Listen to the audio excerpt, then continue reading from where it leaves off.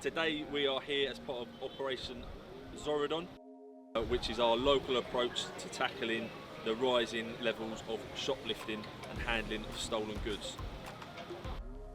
We recognise that it's going to take more than just the police to target this issue, so we're joined by our partners today from London Fire Brigade, Merton Council, Trading Standards, Licensing and Immigration.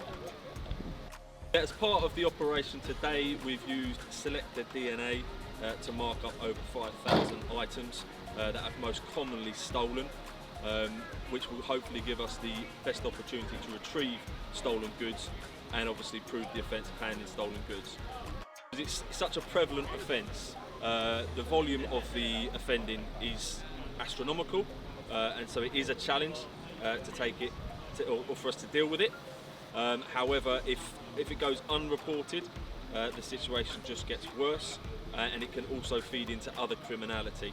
And what we're faced with is prolific and repeat offenders that target repeat victims and repeat venues. Really important that it's reported so that we have an accurate picture of exactly what's happening in London, and that the data supports how we deploy our officers and investigate crime.